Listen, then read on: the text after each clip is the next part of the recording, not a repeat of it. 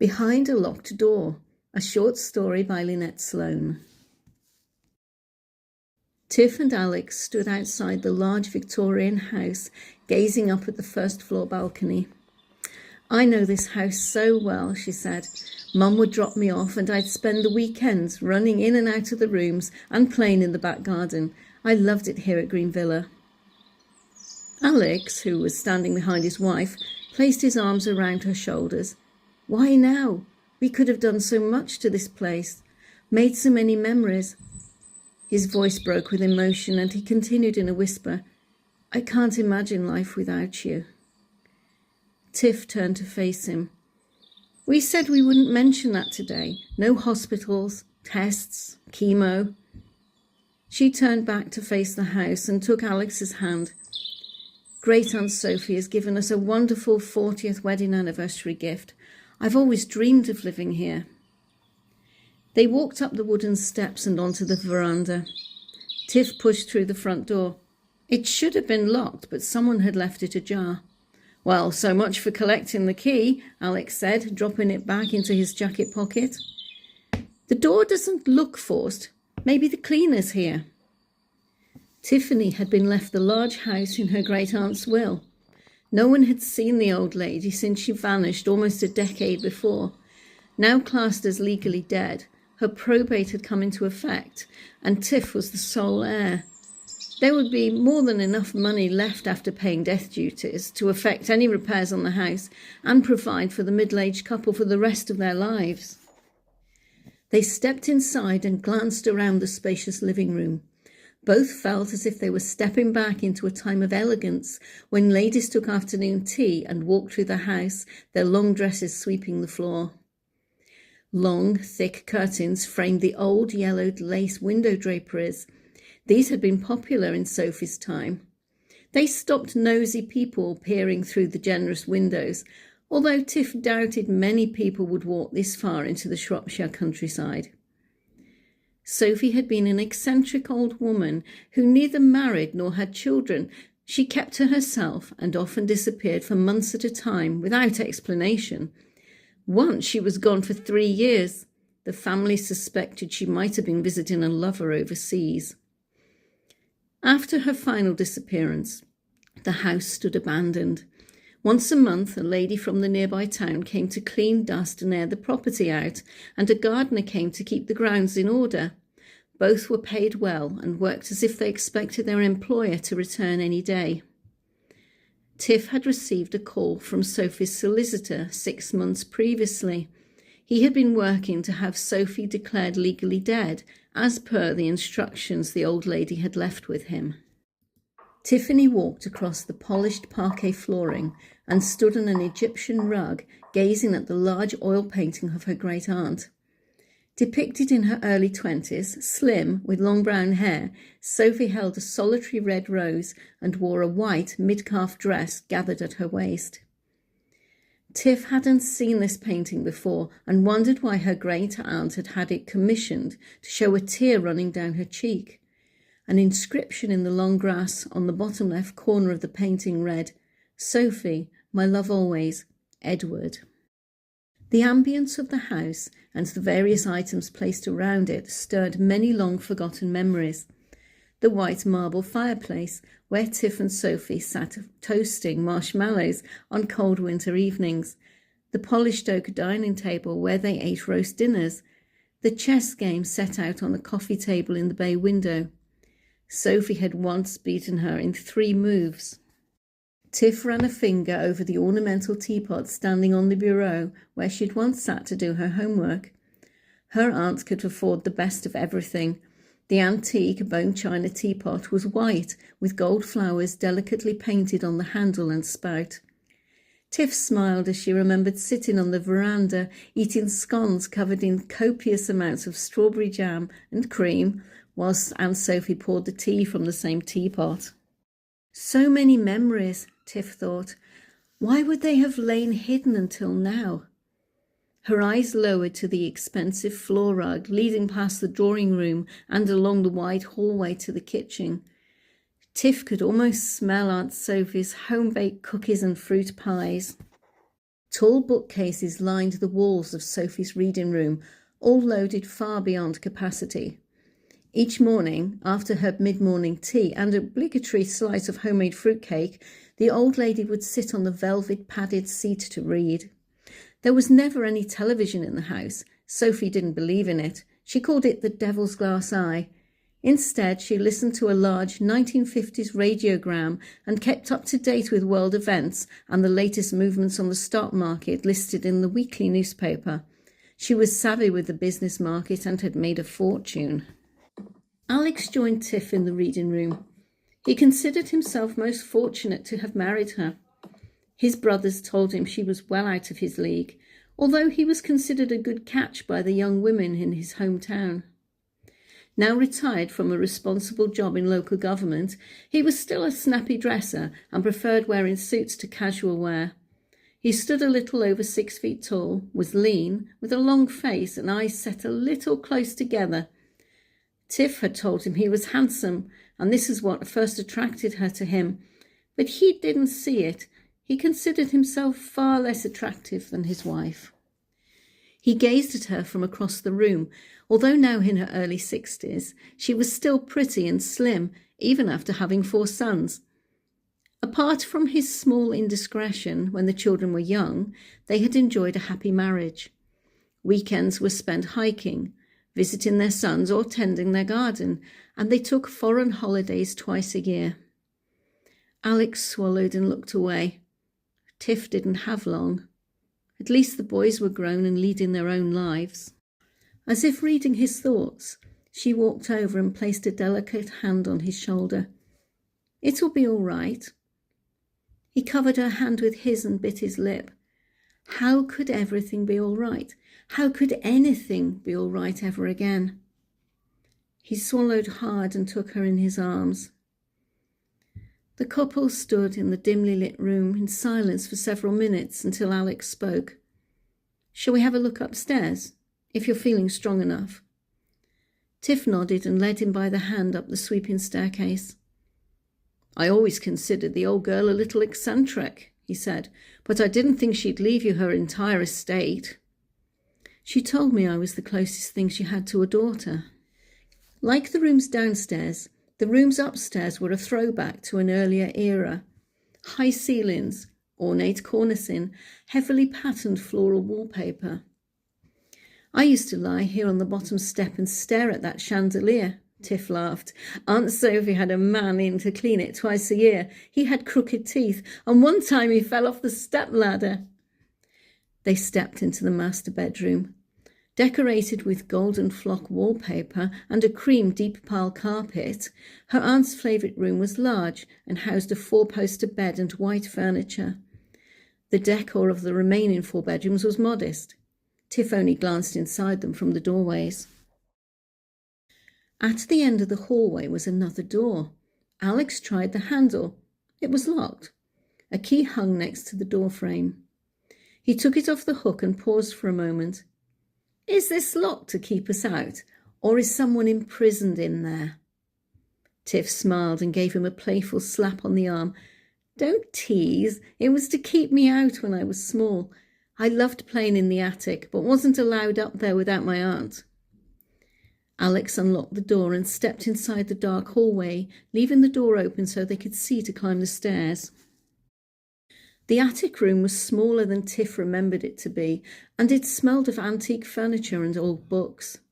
Tables, dining chairs, a sideboard, and several bookshelves that had once graced the ground floor rooms lined 3 of the walls and covered some of the floor space. To their right, a stained glass window let in a shaft of light and cast a long coloured pattern of a red rose onto the floorboards. Alex ran a finger over a polished table which stood next to several matching chairs and a wooden piano stool embroidered with the same rose pattern as the window. "No dust," he said. "Your aunt's cleaner must come up here too." Tiff gasped. "The child's bed! I'd forgotten this." She stepped forward and touched the counterpane. "When I was 5 or 6, I pleaded with Aunt Sophie to let me sleep on here. It would have been an exact fit, but she said it would break if I lay on it. It's very old. Look, the sheets are yellowed with age." Alex was more interested in a stack of 12-inch Bakelite records and a wind-up gramophone. He contemplated starting it up, but changed his mind when he noticed Tiff look at him and shake her head. Instead, he settled for picking up a leather-bound book off a bookcase and leafing through its pages. "Tiff," he said after a few moments, "look at this." Tiff walked across the room to her husband and took a sealed white envelope out of his hand. "I found it on the table. It has your name on the front." Tiff frowned. "Strange. I'm sure it wasn't there a moment ago." She took the envelope over to the window where the light was better and held up the letter. "It's from Aunt Sophie." She read it aloud so Alex could hear. "Dearest Tiffany, I can't wait to see you one last time. Don't worry, dear. I know I can trust you with my secret. You knew it years ago, but time stole it from you. Do you remember the strawberry fields and our lodge by the lake? How about the market where we bought what you called silly fruit?" A gentle breeze whispered past Tiff's ear, and she brushed a strand of shoulder-length blonde hair from her face. She seemed to accept this as normal, even though there was no obvious place where the breeze could have originated. "Oh," she said wide-eyed, "I remember sitting on the beach eating silly fruit." "Silly fruit?" "I called it that because it was purple on the outside and orange on the inside, and it tasted of peach, but it didn't have a stone." She continued reading the letter. "Tiffany, you said you wanted to live here forever and play with the other children. They are grown now, but still remember you. You have a big decision to make. I won't blame you if you decide not to come, but if you do, you will have a wonderful life." Tiff looked at her husband. He frowned. "So the old dear is still alive. You know where she is?" Tiff nodded and placed the letter back on the table. "We don't have long." While they had been talking, the sun had moved a little, and the reflected rose pattern had edged towards a wall tapestry. "Why, what do you mean?" "She'll be here in a few minutes." "The old lady will be 100 if she's a day." Tiff corrected him. 105. "I don't understand." She took a deep breath. "I often walked around the lake with Aunt Sophie. Mum said she was much older than her, but when we were at the lake, Sophie always appeared young, like in the oil painting downstairs." Alex smiled. "Time plays tricks on our memories, especially those we gain as small children." The car journey and the excitement of being at Green Villa had drained Tiff's strength. She placed a hand on a nearby sideboard to steady herself and sat on a chair. "And then there was the time I fell and hurt my leg, really hurt it, but Aunt Sophie carried me to the boathouse, and while we were still a good way off, my leg healed, and I ran the rest of the way." Tiff's eyes widened as the rest of her memories of that time flooded back. She brought up her hands to the face and took several large breaths. Alex knelt in front of her. "You've done too much today." She looked her husband in the eye. "Help me up. I need to do something. The rose shadow is touching the tapestry." Alex thought his wife looked pale. He wanted to tell her to stay where she was until she felt stronger, but he knew how determined she could be. So he stood up, took her hands in his and helped her to her feet. She walked to the tapestry and, taking hold of the left edge, pulled it to one side. Behind it was a wooden door. A bright light shone from beneath it. This must have been where the breeze had originated. "Curious," Alex said. "That's an outside wall, and we're on the second floor." Tiff turned the handle and pulled it open a little way. He placed a hand on her arm. "Careful, I don't want you falling into the backyard." The door opened, revealing a grassy bank and a grove of fruit trees, all on the same level as the attic room. The young woman from the painting was standing on the grass. She turned and looked at Tiff. "It's been so long. You're all grown up." She frowned and tilted her head to one side. "Oh, you're not well." Tiffany turned to Alex. "Meet Great Aunt Sophie." Alex opened and closed his mouth. None of this was possible. He stared at the young woman standing before them. "Less of the great-aunt part," she said. "Sophie will do." She addressed her great-niece. "Have you made a decision?" Tiff pressed her lips together and shook her head. "I can't leave the boys. Stephen and his new wife are expecting their first child. They'll need me." Sophie stepped into the attic and touched Tiff on the arm. "Sweetie, you know you won't be around for that. I wish it weren't so, and I'm not trying to push you into anything." She paused. "If you come with me, you'll live a long life." Alex cut in. "Wait a minute, you're upsetting her." Sophie withdrew her arm and turned to face him. "I don't mean to. I wasn't aware of your wife's medical condition until now, but it's simple. If she comes with me, the growth will shrink and die. If she stays here..." Alex stepped forward and placed his arm around his wife's shoulder. He drew her into his chest and spoke gently, her hair brushing his lips. "This is impossible. Are we dreaming?" Tiff shook her head. "It's real. More real than the world we live in. The doorway is a portal to another dimension. There's no sickness there because the air is infused with life. You breathe it in." Alex drew back and took his wife's hand in his. He looked into her eyes. "Then you must go." And as if reading her mind, added, "The boys will be all right. I'll be all right." He turned to Sophie. Fine age lines had appeared under her eyes, and her hair looked a little thinner. "So you can't stay here?" "Not any more. I will age and die.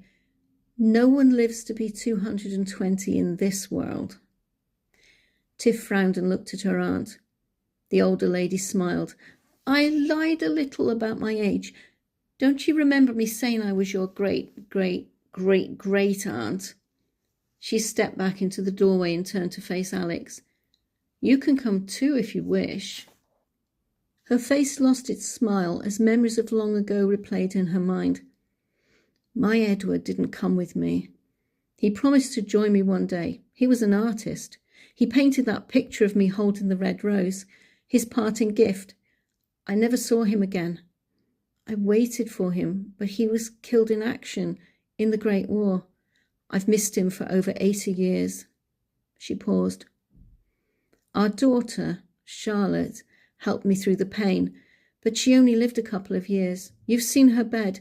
I'm sorry, Tiff. I couldn't let you sleep in it. I used to visit her through the door. That's why I kept disappearing. She's waiting for me by the lake house." Tiff had decided. "Please come with us," she said to Alex. Alex turned to face Sophie. Her hair was now white, and her face appeared older than anyone he'd ever seen. "We can't just disappear," he said. "Our family, no one will know what happened to us. Can we come back to see them?" Sophie shook her head. "You can never come back." Alex nodded and stepped through the portal with the two women. He shut the door behind them, and soon all three were walking through the fruit tree grove and on towards the lakeside lodge, each looking as young and fresh-faced as 20-year-olds. Over time, the police stopped searching for Tiff and Alex. Sophie's estate was divided between Tiff's 4 sons, who always wondered what happened to their parents. Until one summer's day, when their youngest son, Stephen, and his wife, now pensioners, visited Green Villa and found an old door behind a tapestry.